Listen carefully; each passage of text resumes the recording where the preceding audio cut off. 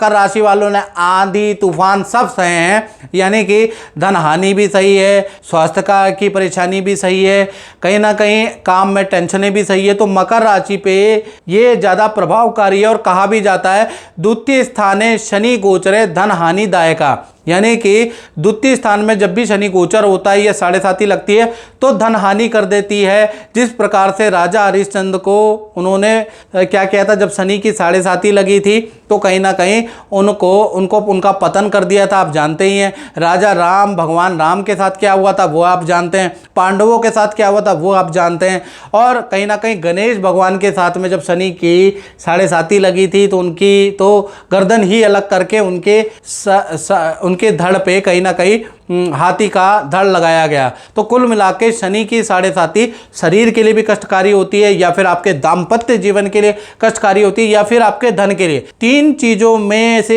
एक में उतरती है, जो मकर राशि के अलग अलग लोगों के जीवन में अलग अलग तरीके से उतरेगी।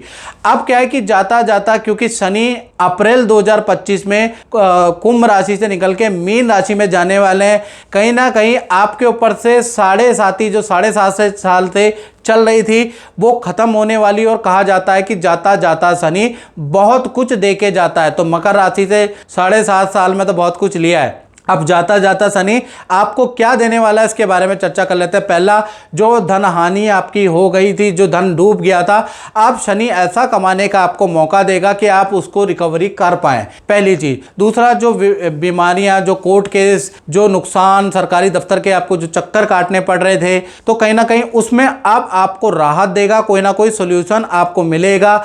जो आपका खर्चा बहुत ज्यादा बढ़ गया था, कहते हैं ना आमदनी अठन्नी हो गई थी, खर्चा रुपया, उसमें भी आप राहत मिलेगा। यानी ये जो 4-5 महीने जब शनि अब आपकी राशि से उतर रहे हैं, जा रहे हैं, तो अब आपके काम के रास्ते खुलने लगेंगे, आप महसूस करेंगे, हल्का हल्का सा आप महसूस करने लगेंगे, और आपको किए गए काम में अब सफलता मिलेगी।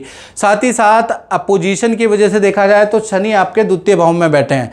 अब शनि की तीसरी दृष्टि आपके चतुर्थ भाव में बैठी है, तो कहीं ना कहीं परिवार के रुके हुए काम, जैसे बेटा बेटी या भाई बहन या माता पिता का जो काम रुके हुए थे, या आपका ही खुद का प्रॉपर्टी का काम, या वाहन खरीदना था, या घर के लिए कोई वस्तु खरीदनी थी, बजट नहीं बन पा रहा था, बच्चे को अच्छी शिक्षा करानी थी, बजट नहीं बन पा रहा था, अब आप करा पाएंगे। कुछ ऐसी स्कीम निकलेगी जिस वजह से आप वो चीजें खरीद पाएंगे।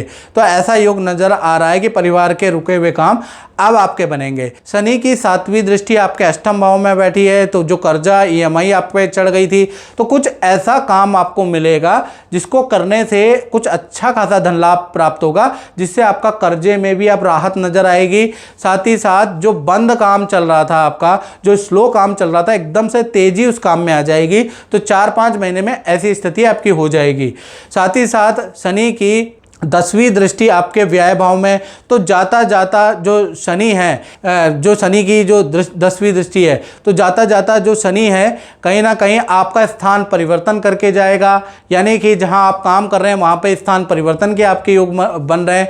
साथ ही साथ पद धन का भी लाभ आपको मिलेगा, यानी नई जगह से आपको अच्छा खासा ऑफर मकर राशि वालों को आ सकता है, ले लेना चाहिए, वहां से आपको लाभ ही होगा, और या फिर आपका ट्रांसफर का योग भी बन रहा है। तो कुल मिला के जाता जाता शनि आपके करियर, आपके काम, आपकी स्थिति के लिए बहुत ही अच्छा रहने वाला। और ये जो 4-5 महीने का ये जो ट्रांजिट का पीरियड है ना, ये आपके सभी रुके हुए काम अब धीमे धीमे बनने लगेंगे। मित्रों, ये तो जनरल प्रेडिक्शन है। यदि आपको अपनी कुंडली की एक्यूरेट प्रेडिक्शन चाहिए तो भैया उसके लिए आपको 7210124289 पे कॉल नहीं करनी। मित्रों, 1000 से 1500 कॉल डेली आती है, इतनी कॉलें उठाना संभव नहीं होता, इतने लोगों की जवाब देना मित्रों संभव नहीं होता, माफ कीजिएगा। आप मुझे व्हाट्सएप कीजिएगा, व्हाट्सएप पे आप अपना नाम, date of birth, time of birth, place of birth भेज के, और हल्का सा हमने शुल्क रखा है टेलीफोनिक बात करने का, वो पे करके स्क्रीनशॉट अपलोड कीजिएगा। 72 घंटे में